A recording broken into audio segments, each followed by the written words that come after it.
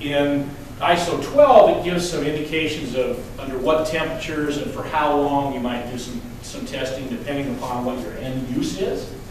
So they might suggest 37 degrees C body temperature extracting for 3 days. They might suggest 50 degrees C for 3 days, if you want to get a worst case scenario.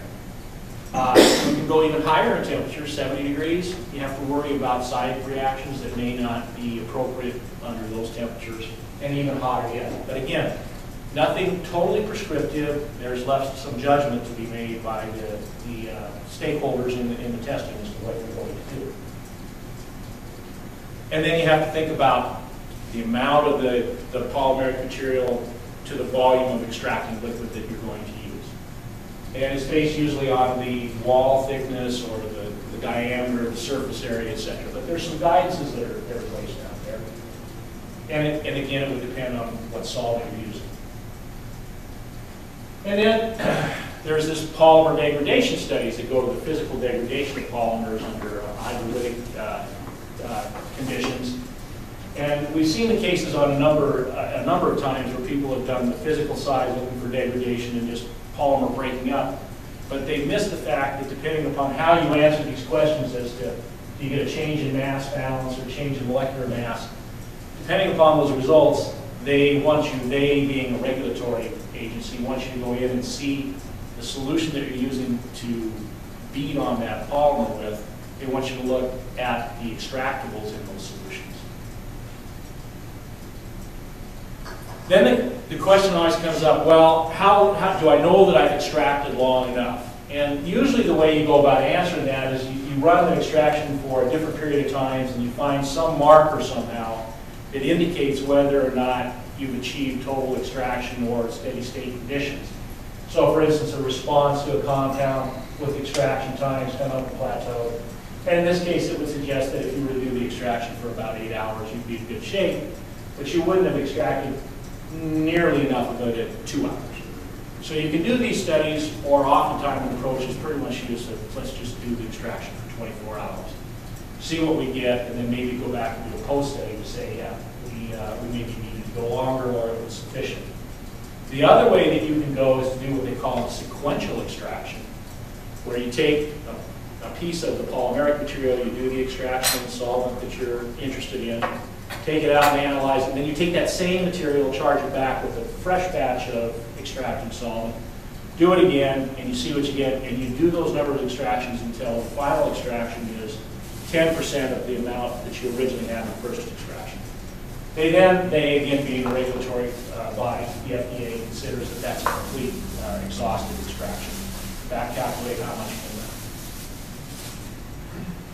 out. After all this is done, you have this problem and you have to say, well, what does it mean when I get this compound that has a response of so much? Is that a problem or not? Probably the group that's done the most study on this and tried to address this question as to how do you determine whether or not I try and identify what that peak is. If I don't know what it is, at what the concentration is, the PQRI, which was focused at extractables and leachables from oral dose inhalants.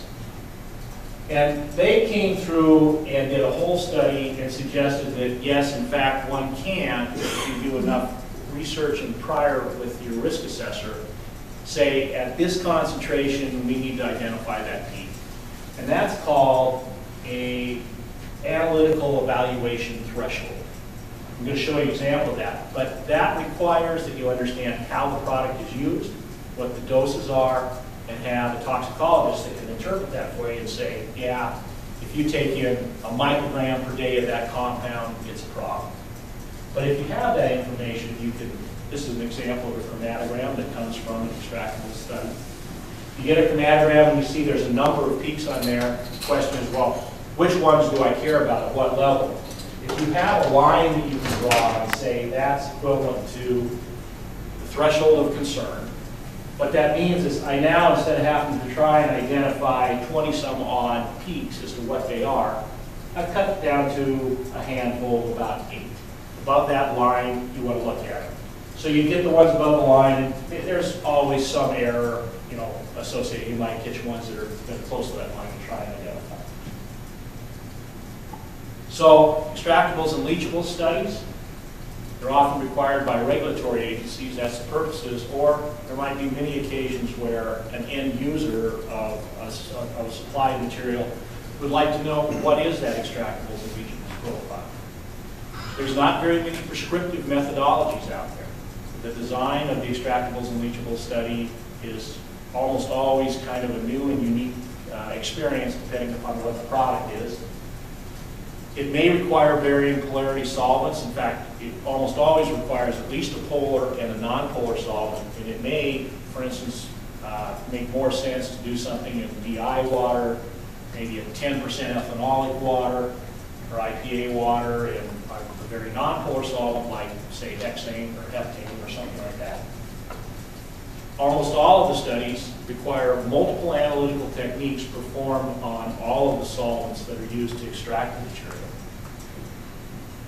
And the concentrations of concern here are not high concentrations. It's trace level analysis. That means that the techniques that you use and the laboratories that are performing the studies need to be experts and have a lot of experience in non-routine testing and analyzing and identifying compounds at trace levels.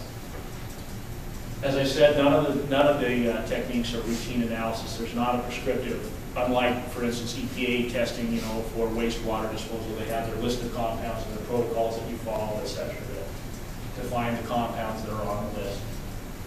And then the results from the extractables and leachables testings in and of themselves only provide information that are useful when it's turned over to a risk assessor that can evaluate, given you found these compounds at these concentrations, what does that mean in terms of risk? So the team needs to include the analytical team that's trying to assess the concentration of these compounds that are extracted from the material.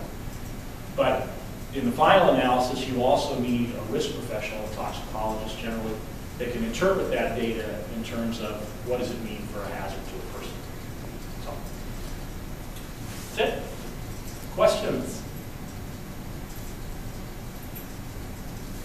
I've got a client who really, wants to extract the leachables, but they're talking in regards to equivalency.